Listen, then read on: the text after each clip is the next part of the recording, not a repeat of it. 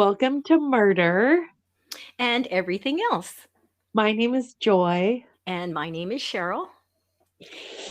And we So, are what would you consider this? A murder comedy chit chat podcast? yes, where Okay. we talk about everything and nothing and murder. all, all at the same time. That's right.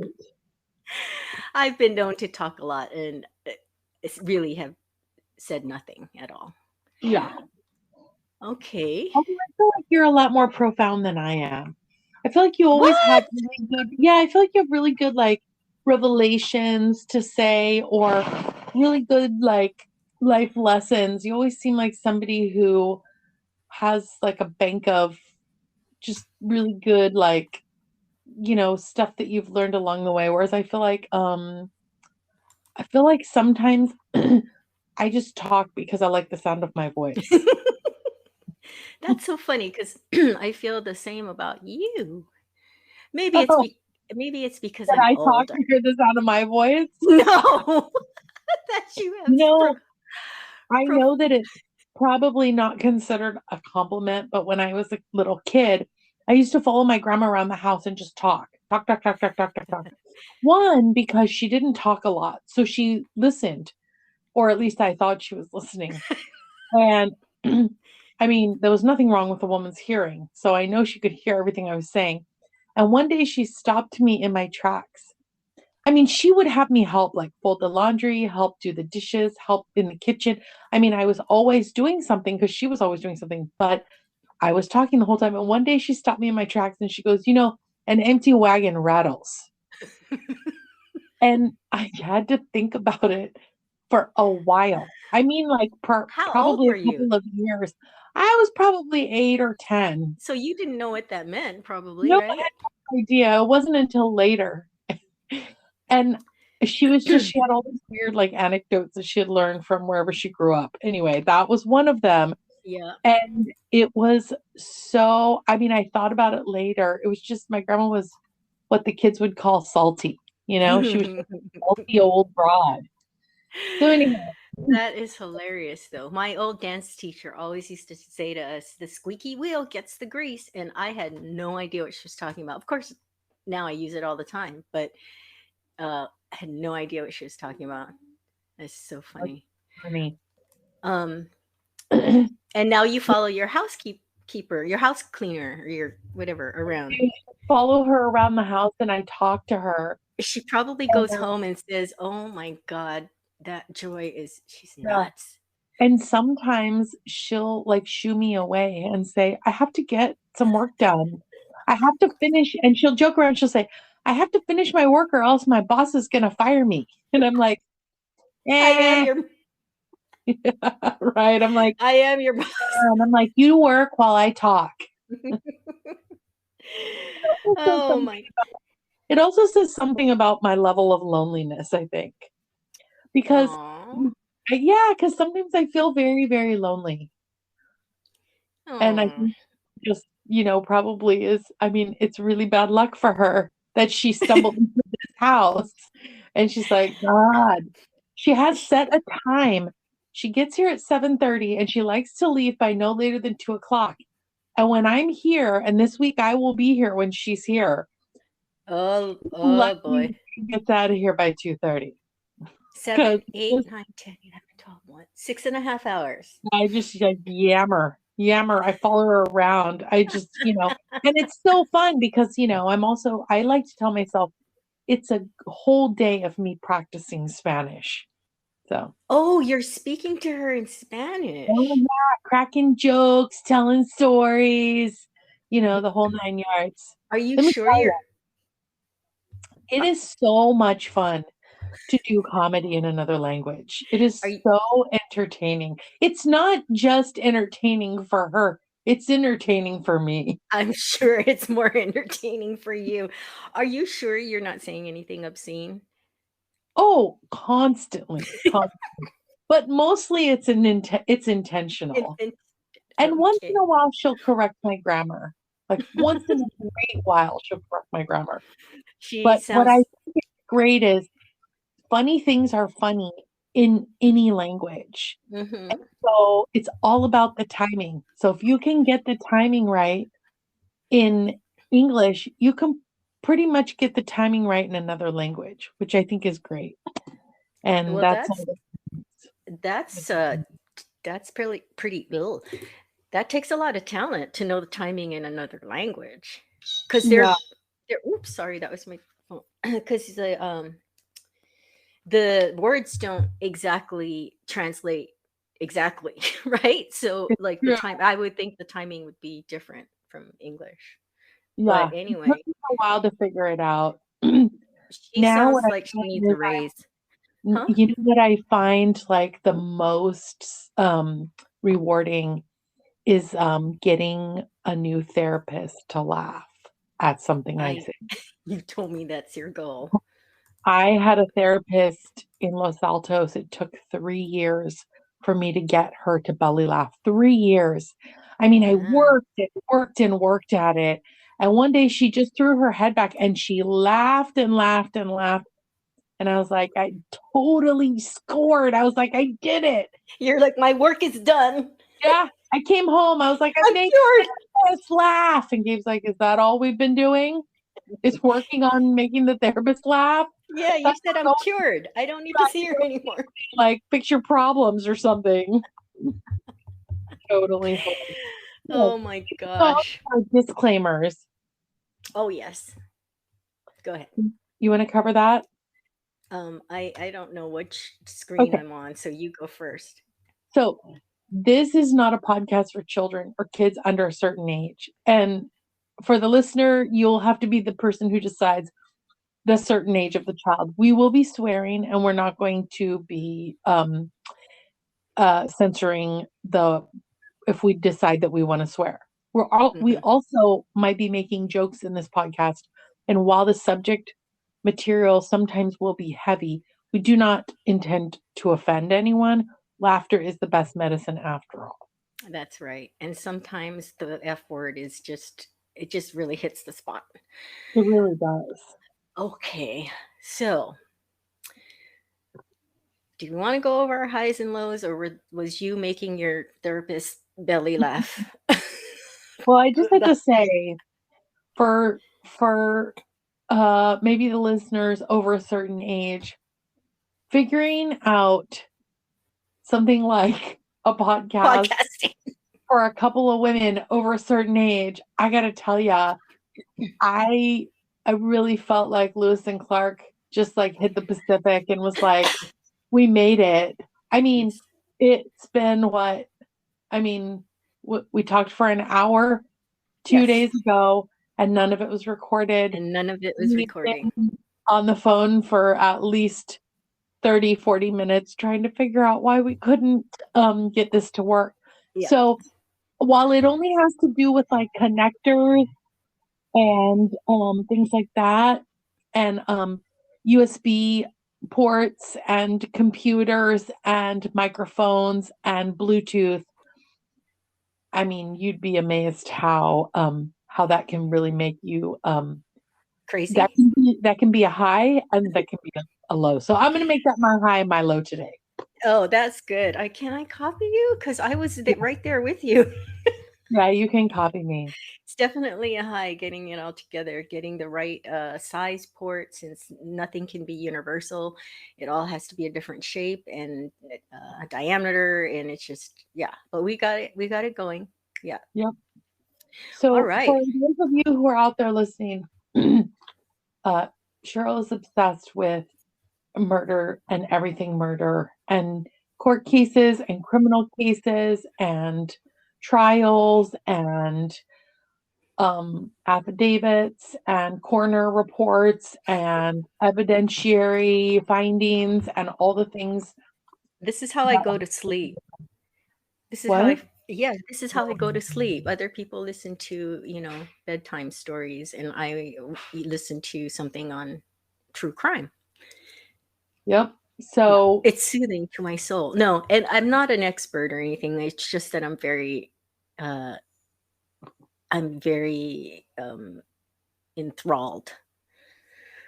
So, the murder that's capturing everyone's attention right now is the Moscow, Idaho college student murders. And I think everybody knows that Brian Koberger has been arrested. But the other day I was trying to go over the affidavit with you, and then we hadn't hit record. So we're going to try it again. And actually, it gave me a chance to recap it so that we can go through this and then I can get your feedback because I'm really, really interested to know your thoughts. Okay. So on November 13th, 4 University of Idaho students were found dead at an off campus home. The students were identified as Xana Kernodle, 20, Ethan Chapin, 20, he was her boyfriend, Madison Maddie Mogan, 21, and her best friend since they were in grade school, I believe, Kaylee Consalves, 21. Now, Xana, there's conflicting reports. I could not nail it down because some stations are saying the 3 girls lived there and Ethan was visiting Xana. But I've also heard that Kaylee had already moved away and she had come back to show off her car, to her new car, to her friends. Because I found something where her family said she was supposed to stay home or go home for the holidays, and she was there, which is just heartbreaking. If she, you know what I mean? Like she wasn't meant to be there, but anyway, she was there. The surviving roommates' names are Dylan Mortensen and Beth Funk. For reference, before we go through the affidavit, so you can kind of like get like a picture in your mind. So Beth is her room was on the first floor. Xana's room is on the second floor, and her boyfriend Ethan was with her. Dylan, her room is on the second floor. It's not very far from Xana's room. And then Maddie's room is on the third floor, and Kaylee was with her dog. Kaylee had a dog. And suspect Brian Koberger lived in Pullman, Washington, and had been at Washington State University since August of 2022, studying to get his PhD in criminology. He was a teaching assistant in the Department of Criminal Justice and had an apartment on campus. And for reference, where he lived, Pullman, Washington, to Moscow, Idaho, is approximately 9.4 miles or 16 minutes. Okay. So the probable cause was unsealed on January 5th. They couldn't unseal it until he ended up in Pennsylvania at his family's house. He got arrested there, was brought back to Idaho, and they could not release it until he was back in Idaho. So it was released on January 5th. So this is just a snapshot of what happened that night. At 1:45 a.m., Xana and Ethan returned home after attending a fraternity party. At 1:56 a.m., Kaylee and Maddie arrived back at the house after spending time at a bar and grabbing food at a food truck. At 2:47 a.m., the cell phone belonging to suspect Brian Koberger stops connecting to the cell phone tower in Pullman, Washington, where he lives. 2:53 a.m., surveillance video shows a white Elantra traveling toward the highway between Pullman and Moscow. 3:29 a.m., surveillance video shows a white Elantra in the neighborhood of the victim's house. The car makes 3 passes by the house. 4 a.m., Xana receives a DoorDash delivery at the home. And about the same time, Dylan is awakened by what she thinks is Kaylee playing with her dog. And Kaylee is on the 3rd floor, so the floor above her. Dylan opens her door and hears someone say something to the effect, "There's someone here." 4:04 a.m., surveillance video shows the white Elantra returning to the area for a 4th time, and at one point doing a 3-point turn in the roadway near the house. 4:12 a.m., Xana uses the TikTok app on her phone, and near the same time, Dylan hears what sounds like crying coming from Xana's room. She opens her door for the 2nd time. She hears a male voice telling someone something to the effect of, "It's okay, I'm going to help you." 4:17 a.m., a security camera from a nearby residence picks up distorted audio of what sounds like a whimper and a loud thud. A dog can be heard barking numerous times. Dylan opens her bedroom door for the 3rd time and sees a man dressed in black clothing and a mask covering his nose and mouth with bushy eyebrows. The man walks past her toward a sliding glass door on the 2nd floor. She says she is in a frozen shock phase. She goes back into her room and locks the door. 4:20 a.m., the white Elantra is seen leaving the neighborhood at a high rate of speed. 4:48 a.m., Brian Koberger's phone reconnects to cell tower south of Moscow, Idaho. At 5:30 a.m., after traveling in the area of South Moscow, Koberger's phone is then detected back in Pullman, where he lives. So almost 4 hours later, at 9:12 a.m., Brian's phone again connects to the cellular network in Moscow, Idaho, near the scene of the murders. At 9:21 a.m., his phone connects back to the cellular network in the area of his home in Pullman, Washington. And then, what is it, 2.5 hours later, 11:58 a.m., a 911 call reports an unconscious person at the scene of the killings, triggering a response from law enforcement. Wait, I didn't. So why would he go back there at 9:12? Well, so the theories are that he wanted to see, right? If That's anybody had shown up or if any cops were there? yeah. I would assume that he expected to see a circus there. Wouldn't you think? I mean, I would think that he would think that he would. I would think that he would think that I would think that he killed them between what, 4 and I'm looking at this. Yeah, he left the scene at 4:20, right? He's back at home at 5:30. If I mean, I would be assuming 4 hours later that, you know what I mean? Like, because there are a lot of people. I don't know if he saw Dylan though, but um, if he were surveilling the place like people think, then he probably knew how many people lived in the house, right? So he probably knew that there were survivors, even if he didn't see Dylan. I mean, Right. so I would think that there would already be a huge police presence there, and he probably wanted to watch because they say that the killers and serial killers always do that. They always go back and look at the scene of the crime. It's thrilling to them. Don't you think that's what he would have come back Yeah, for? probably. Yeah, that's probably what was going on. I saw a thing that just said that he had a weight problem when he was in high school and that he had been bullied a lot. I don't know if that was true. Yeah, I heard that too. He's had Yeah. friends like get interviewed, and one girl said that he was bullied a lot, and then like in 1 year he lost like 100 pounds, and she said he changed. He became the bully, which is really common, right? Right. Um, But whenever you see something like this, um, I mean, don't you wonder if maybe like a parent had an anger problem? yeah. Well, that was what I had brought up before was I wonder how much parents are, responsible. I just heard today about a 6-year-old in Yeah. Virginia. Oh yeah. Oh my Yeah, he God. went to school and shot his teacher. And I got to Yep. tell you, because I was just having this conversation with a friend the other day, because I was talking about there was a shooting in Raleigh, North Carolina, which is near where I live, and it was a 15-year-old who had one of these assault rifles, and he was walking down one of these outdoor greenbelt areas. People go out to exercise and like walk and ride their bikes, and he just randomly started plowing down people. Oh And my he God. was 15 years old. He had gotten the gun from home, obviously.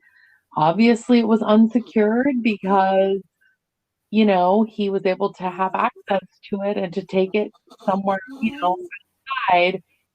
And it sounds like you fell asleep. Anyway, by the I way, am so sorry, but our that's background music is my dog Jet snoring. Oh, he's not oh, snoring. He's whining. I don't know. well, so I had this conversation and I said, as much as I pity the parents or feel sorry for the parents, and you feel your heart goes out to a 15-year-old, And you wonder what kind of dark place is a 15-year-old in that's going to do something like this. And of course, now we get to add 6-year-old to the list because Oh my that's gosh. ridiculous. But the thing that I find so awful is they said the 6-year-old found it was his mother's gun. It was in Mhm. her purse. And it's like, I don't want to throw any parents under the bus who are in this situation because I can only imagine it's just a horrific place to be as a parent. I'm a parent and obviously the sun rises and sets, with my kids.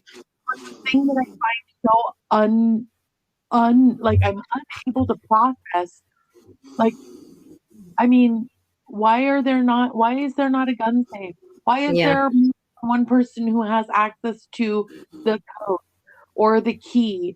Why are kids just wandering around being able to pick up loaded guns and like wander out into like I don't know, I don't understand. And It's also, um a 6-year-old, come on. But once in a while stories of like toddlers reaching into their mom's purses and grabbing a gun and shooting their mom in the head at Walmart. I mean, I think that was like maybe what, less than 10 years ago. Oh, I And didn't hear about that one. See, look, you it should was be like outlining the word. a 4-year-old and a 2-year-old sitting in the cart, and she turned her back or something, and he pulled the gun out. He was 4, and he either shot the 2-year-old or shot the mom or shot them both. I don't know. But it was just like, so obviously these concealed carries, they're not secure. You're just carrying a gun in your purse. We went to a pet smart or one of these like to look at the animals outside because it was pet adoption day, and Mhm. this was a while ago when our kids wanted to look at the animals, and a guy bent over to pick up a puppy so that his son could pet the puppy, and his Hawaiian shirt rode up, and he had a big old gun stuffed down the back of his pants. Oh my And gosh. yeah, yeah. And my husband was like, "Okay, we're going home. I don't want to be at this PetSmart." And I was like, "I Yeah. don't blame you. I don't want to be at that PetSmart either." Nothing happened. It never ended up in the news. That gun obviously stayed in the back of his pants. But you can't tell me, what if like a light young kid or somebody who is physically very fast jumped up Just in grabbed it. the back of his pants and grabbed it? Mhm. You cannot tell me that a 250-pound, middle-aged man with his son reaching over to pick the puppy off the ground was going to be faster and quicker than somebody else grabbing it. And now you have like a loaded gun in someone else's hand. It's not secured. And everybody, a lot of people keep saying, "Oh, it's bad luck, bad luck." I'm like, I'll tell you what's bad luck. It's like bad luck is being a teacher nowadays in this Oh country. my God. They don't They even get paid that much. And then totally got off the track. So no, um it's okay. Well, we could go into. Did you ever hear about the story of I think he was 72 and he was in his 70s, this old retired cop, and he went, it was a matinee at the movie theater, and he was sitting in the back row with his wife. And then there was a younger couple that came in and sat in the row in front of them, not like directly in front of them, but a little off to the side. And the younger guy was on his cell phone. He wasn't talking on it, but you could see the glare from it. And then the preview started. So the older man, like tapped on his shoulder and said, "Hey, you need to turn your phone off." And the guy didn't do it. And it was uh, like I said, the previews were going. And then I don't know if he asked him again, but he did get up and he walked out and he went to tell the manager.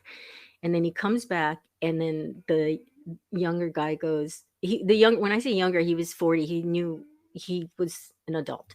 And he turned around and he goes, "Oh, told on me, huh?" Or something like that. And then anyway, they get into this altercation because, they can't just back down, and both of them are heated and whatever. So the 40-year-old stands up, turns around, and is kind of leaning over, and they're having words, and he goes and he reaches out and he flicks the old man's popcorn into his face, and the popcorn hasn't even hit the ground, and the old man shot him and he died at a oh, matinee. I was telling Kevin, these this couple's, they had children. Can you imagine? Daddy is not coming home.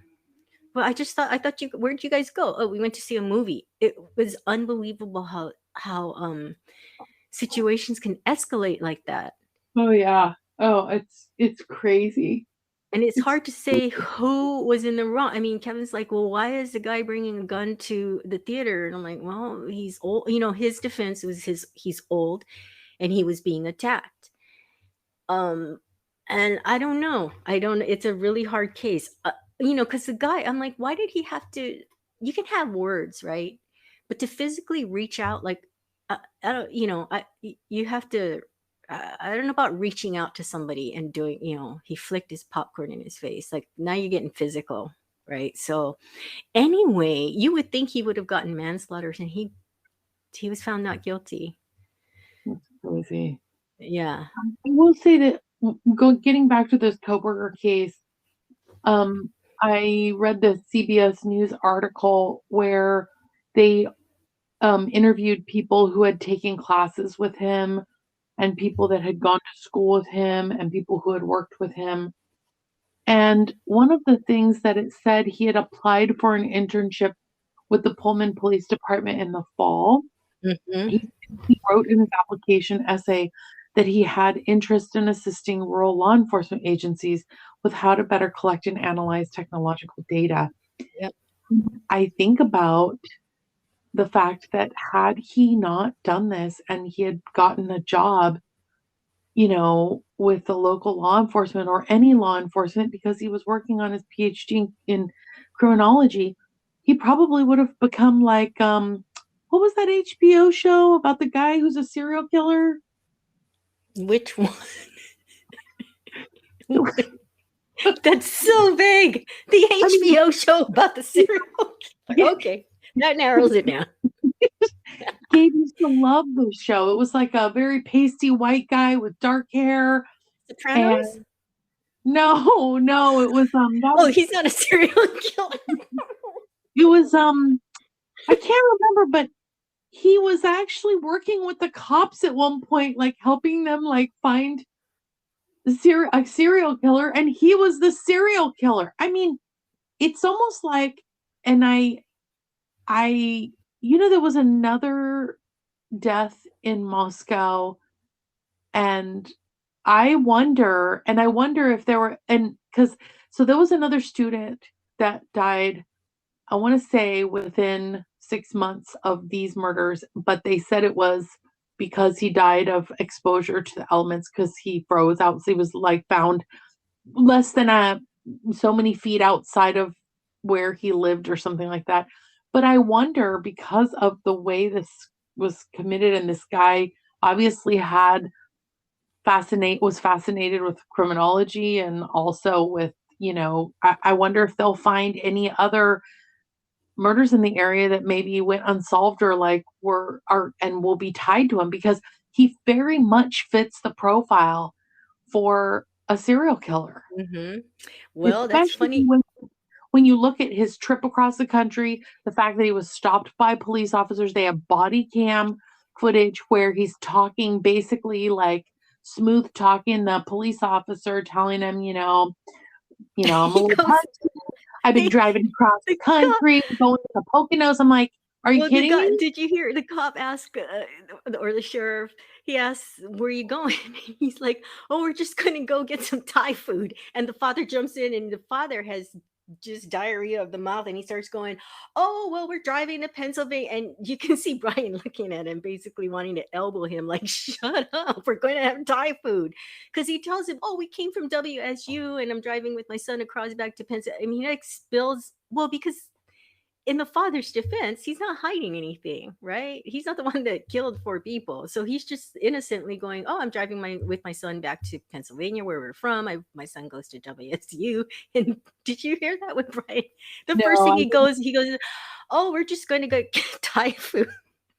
I didn't see that. Oh my gosh. He said he had Hilarious. 2 traffic stops 10 minutes apart Yeah. in Indiana for tailgating. I gotta tell ya, I have never seen a cop pull someone over for tailgating. And the reason I know that is because I get tailgated all the time. I drive like an old lady now. And I get so aggravated. I'm like, where are the cops that are pulling people over for tailgating? Because also, I've never seen a cop pull anyone over for texting and driving. Everyone's texting and driving. Oh my Never seen, God. I wish they would pull them over. I've never seen anyone pull someone over for weaving in and out of traffic, going at breakneck speed. That happens all the time too. Yeah. So, Well, I mean, so maybe Indiana has extra cops that just pull tailgaters over. well, yeah, so I've heard conflicting things about this. So law enforcement, um, before they announced it to the public that they needed their help in locating the occupants of this car, they were keeping it very vague because they didn't want him to know they were zeroing in on him. They told the surrounding law enforcement about this white Elantra that they're trying to find, and then Washington State University, they looked through their their car register, their tenants, or what do you call them, and just Registrations.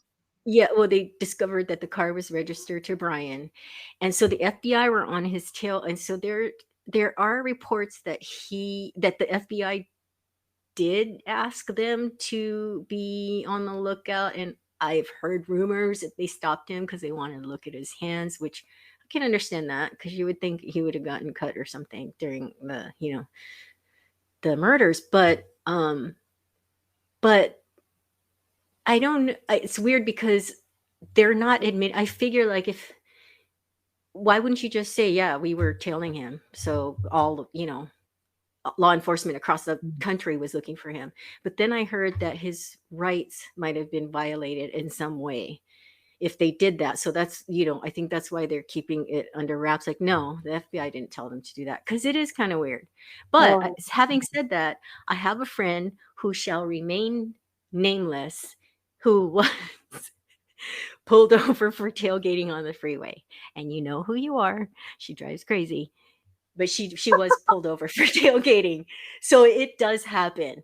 But it's really weird. He was pulled over twice for was what was he pulled over the first time for? I know the second time was tailgating. The first time was he I think he was weaving or I don't know what the first one was, but the second one was tailgating. But yeah. so so I also wonder how much the father knew because if he went into diary of the mouth, maybe he knew something and he and his son were having conversations and working it out and he was kind of like covering. I mean, I can't help but think about that Brian Laundrie Gabby Petito case where Brian Laundrie came home with the empty van, the girl's not with him, she's gone missing, and he goes home to his parents and I was mildly obsessed with that case um and then he goes on a camping trip with his parents Yeah.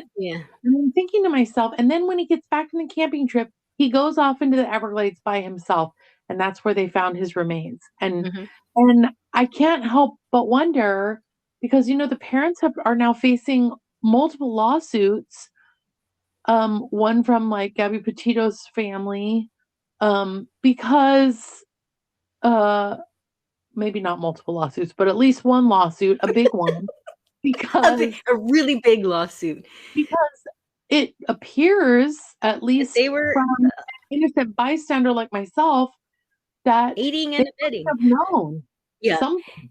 Well, it's so okay. We are going off on tangents, which I usually do anyway, so I love that. But earlier today, I was listening to a story about a girl that went out with who she thought was her friend. They went a girl and a male friend, and they went to Vegas, and then they come back wherever they live. Doesn't matter.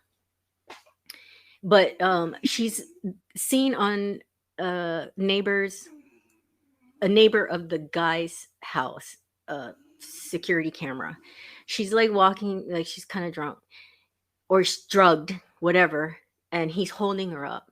Then he goes in the house, and then the next morning, you see he and his dad dragging something heavy and putting it in the back of the truck, and then the son drives off, and then he shoots down the driveway, and then her family reports her missing.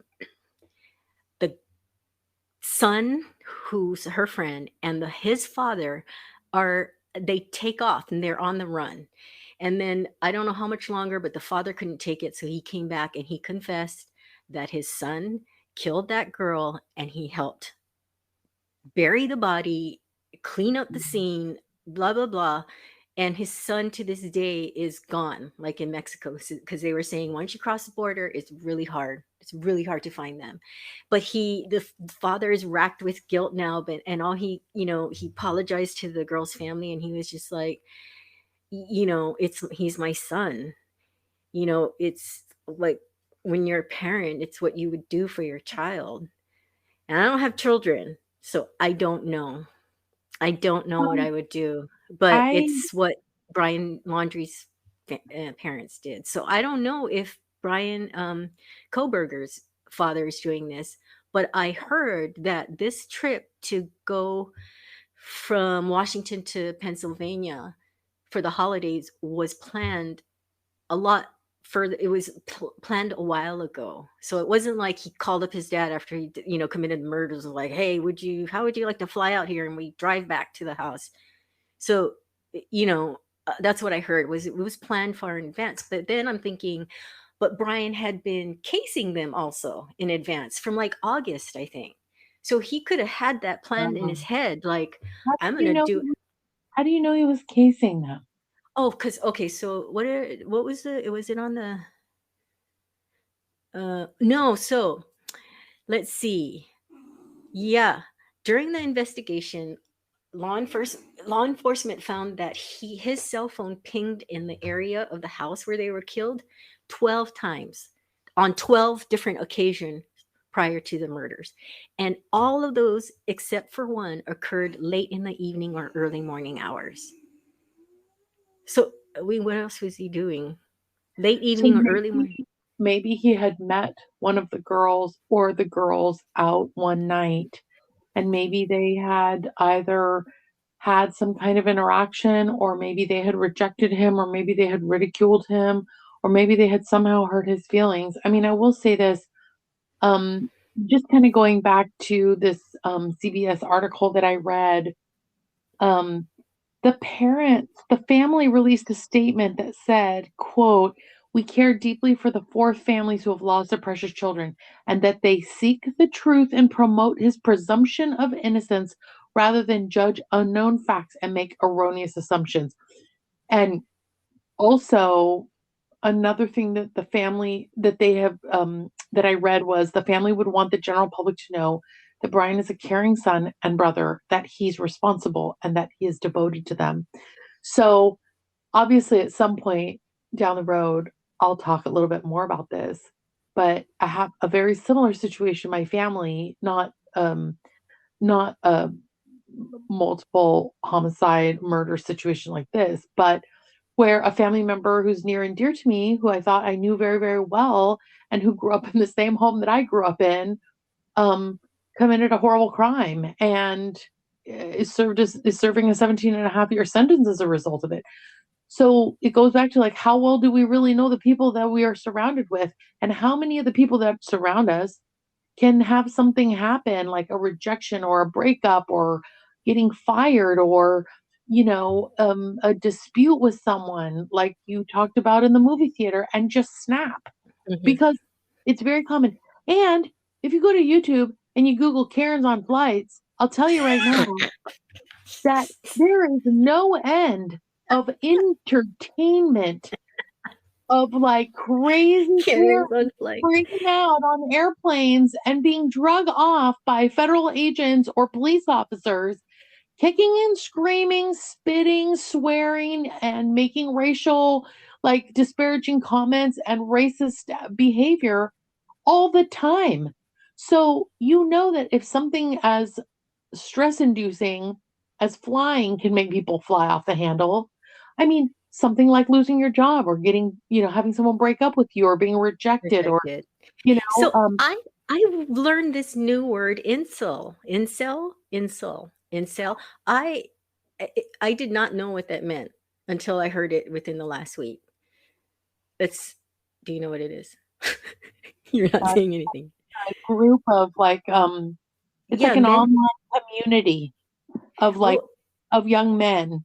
who have what is it? Hard time being rejected or something like that, or What is Well, it? Okay. it says they consider themselves unable to attract women sexually, That's it. Thank you. typically associated with views that are hostile towards women and men who are sexually active.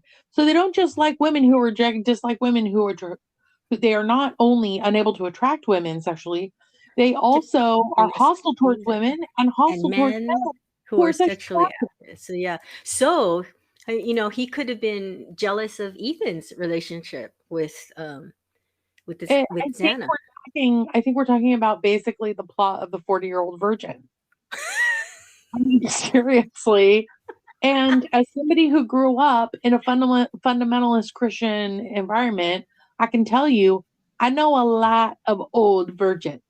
And and just because they're old and they're virgin doesn't mean they didn't want to get some. Like, I mean, Uh, they did. I well, mean, and they'll probably die trying. yeah, I mean, who knows what it could have been. But here's the other thing, though. Just if this goes to trial, his defense is probably going to make the point regarding the 12 occasion, 12 pings in that area. Um, that I don't know, I'm sure they're going to have experts on talking about the radius, right? The coverage of a cell tower.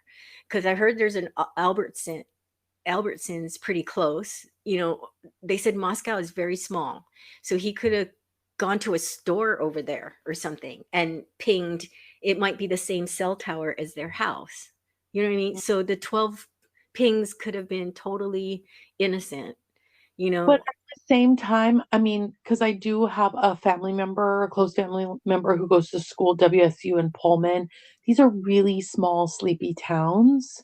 There's not a lot. Like, here's the thing, they're little small towns, and if he lived in Pullman, he got just as many 7-Elevens in Pullman and just as many Arby's and crappy like Carl's Jr.'s are in Moscow. Moscow. So Yeah, I know. I'm just saying that that's what. I mean, he probably had a reason to be doing that, and it makes me wonder if he didn't, meet these girls at a bar, Oh, um, yeah. or meet them at a party, and maybe they laughed at him, maybe they rejected him.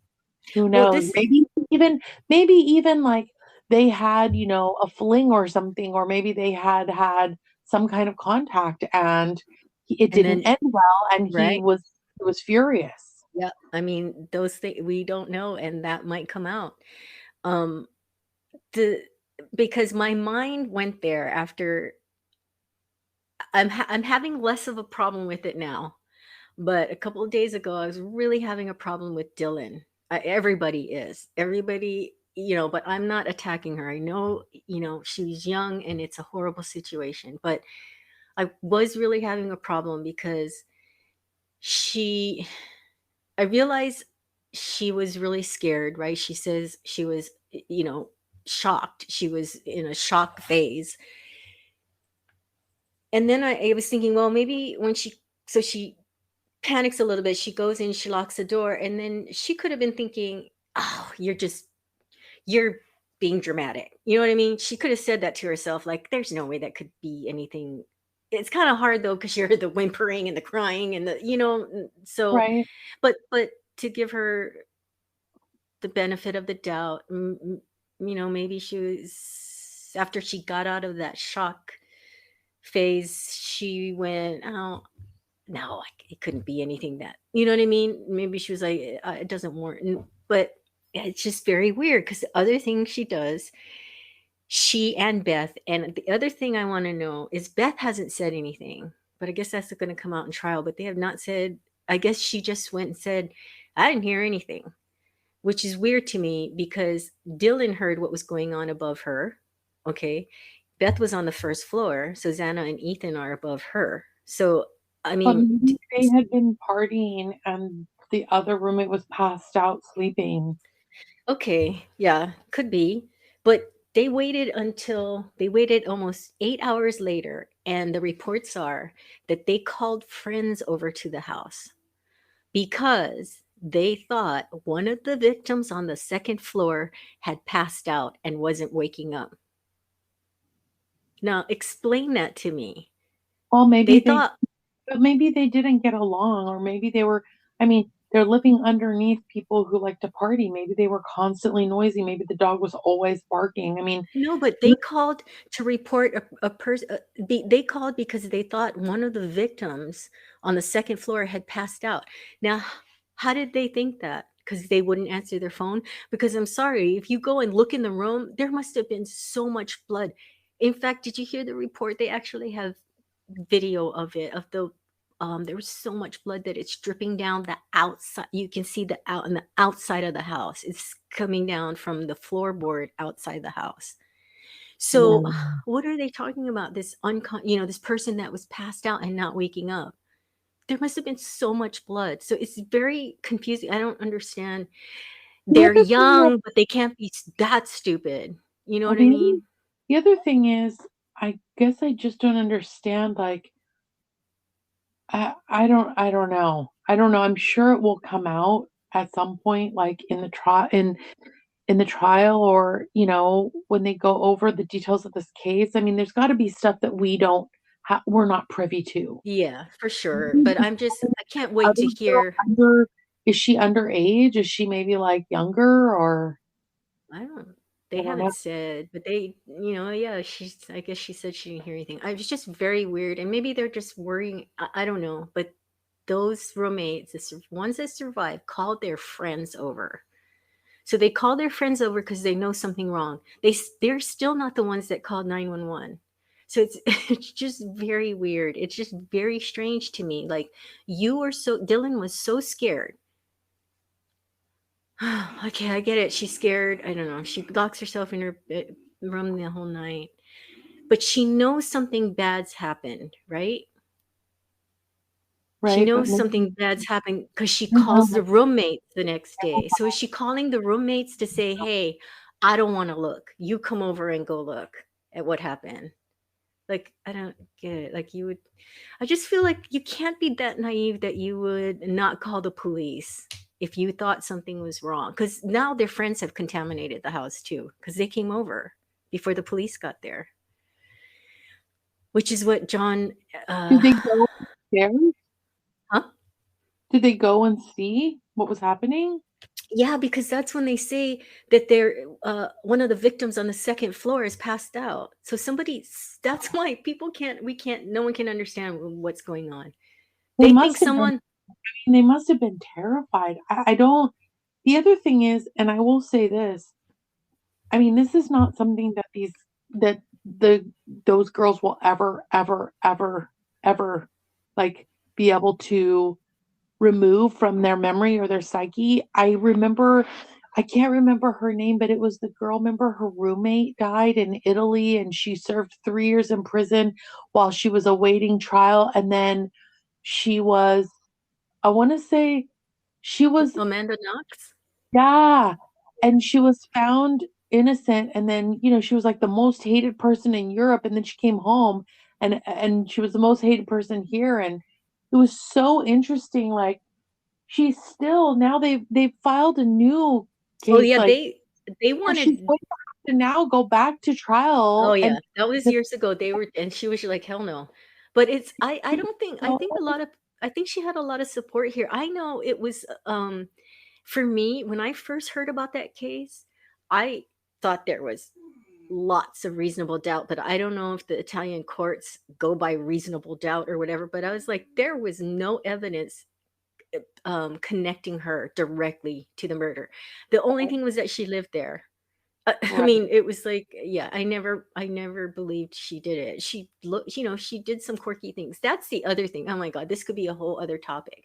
But the whole thing about how people behave, like, Well, and the other thing you, is, we're also in an age of like cell phones, selfie, TikTok, Instagram, mhm. shorts, blah blah blah blah blah, snaps. And so you have all these kids who this last summer he went to Puerto Rico with Fiona's Girl Scout troop, and it was so interesting as an old person or as a parent to watch 15 and 16-year-old girls do things like take selfies and set up, like, pick the perfect backdrop for the perfect picture, and you're wearing the perfect outfit and you've done your hair and makeup. And I just thought, wow, there's all this pressure on these kids And granted, they put the pressure on themselves, but to make everything look so fabulous, even though just the act of taking the picture takes all the fabulous out of it.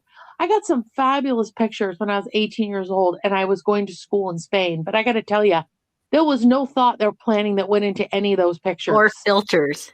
or filters or Mhm. anything. And I can tell you that, all that 35 millimeter film is all crap now. But when I look at those pictures, I think, wow, this is so great. And, you capture some really great moments. But now everything has to look a certain way. And we spend so much time and energy that we almost lose sight of actually seeing what it is we're looking at, which is you're in freaking Puerto Rico. Go have fun, enjoy yourself, make some Yeah. memories. Like, Everything's manufactured. take pictures that make you look like you're having a great time on this trip that you're supposed to be having a great time on. And Yeah. and I just thought that irony of that situation was so interesting. And now you've got all these people who scrutinize, well, after he came home, he went camping with his parents, then they went for burritos, then they went out and saw a movie, then he went blah, blah, blah, blah, blah. And it's like, then he, went to Walmart and he bought a new canteen. And there's all these timestamps and there's all this, stuff that's happening. And there's a digital footprint for everything we do. Mhm. Which But can exonerate us. Do you know about that case where that guy was arrested for committing a crime? I can't remember what the crime was, but he was at a game, and he could prove it because Larry David was shooting Curb Your Enthusiasm at that stadium, and they were able to get the foot his lawyer was able to get the footage, and it's timestamp. I mean, it was a live game, right? So, and you can see him clear as day there with his daughter, and it oh, exonerated him. He got off from he was let go. well, I'll tell you what, another crime that's happening right now, and that is we're almost at an hour, so we're going to have to wrap this up. But if you have found this podcast intriguing, interesting, riveting, you cannot tear yourself away from it because you just can't wait to hear what we're going to say next. Then you should Or definitely. because you're screaming on your end of the screen saying, "You guys don't know what you're talking about." Then what you should definitely do is you should subscribe because you're absolutely right. We Definitely. have more things to say about all this, and sometimes we are morons. Yes. So, um, so anyway, um, we are gonna wrap things up, and yeah, I gotta go feed my dog. Maybe it'll make Jet. I apologize if you hear him moaning and groaning through the whole well, recording, but he just wanted to be involved. it's like moaning Myrtle, except it's moaning Jet. That's what happens when Well, you get old, because he's old too. yeah, that's right. So definitely Okay. subscribe to this podcast. And if you have questions, you can leave questions for us. I'm not sure where those questions will go. At some point, if we get really, really like famous, we may start to record these and throw them up on YouTube. But that's after, somebody teaches us how to use a camera. So in the meantime, Thank you for listening. thank you for listening, and we will catch up with you later. Bye. Bye.